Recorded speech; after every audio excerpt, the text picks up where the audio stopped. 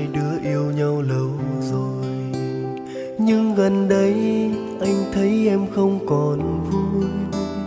Em luôn mắng anh đã làm sai, em đổ lỗi anh vô tâm hoài, nhưng thật ra anh đã biết em đổi thay. Thôi em về đi, người ấy đang mong em kìa. Em về đi, anh biết em không còn yêu anh.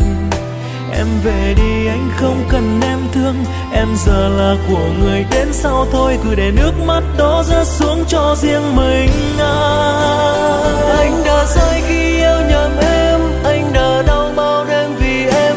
Anh bật khóc khi anh nhìn thấy em ôm hôn một người. Anh giờ đây như một người say, đau ra rời mà lòng đắng cay. Yêu thật nhiều, trao thật nhiều để rồi trắng tay. Thôi thì anh đây không được mấy, khi mình trao con tim nhầm tay. Qua ngày mai em không còn đây, anh chẳng muốn tồn tại. Yêu thật lòng không quên được đâu, anh là người mua vui từ lâu. Tình yêu dù đẹp đến mấy cũng chẳng còn gì sau câu chia tay. Lệ rơi anh thấy đắng lòng.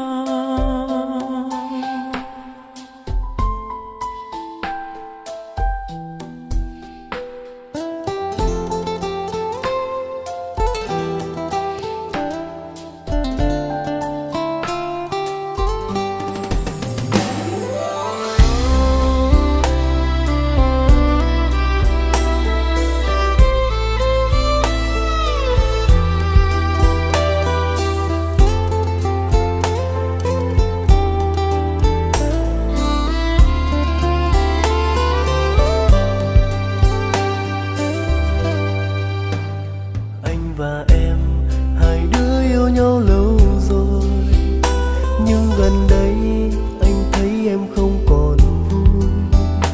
Em luôn mắng anh đã làm sai, em đổ lỗi anh vô tâm hoài, nhưng thật ra anh đã biết em thấy lòng. Thôi em về đi, người ấy đang mong em đó.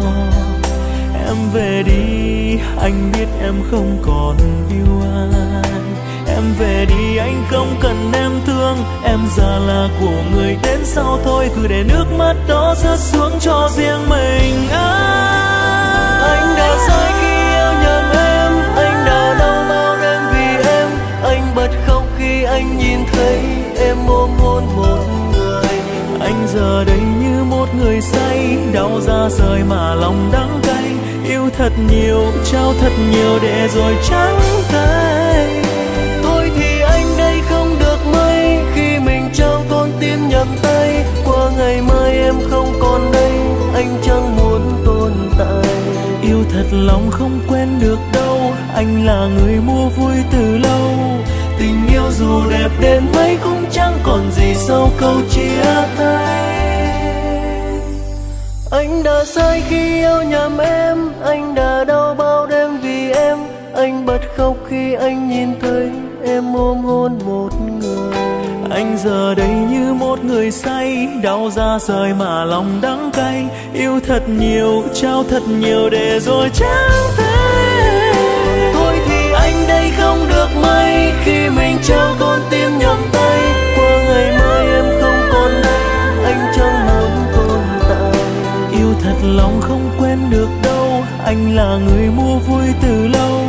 Tình yêu dù đẹp đến mấy cũng chẳng còn gì sau câu chia tay. Lệ rơi anh thấy đắng lòng.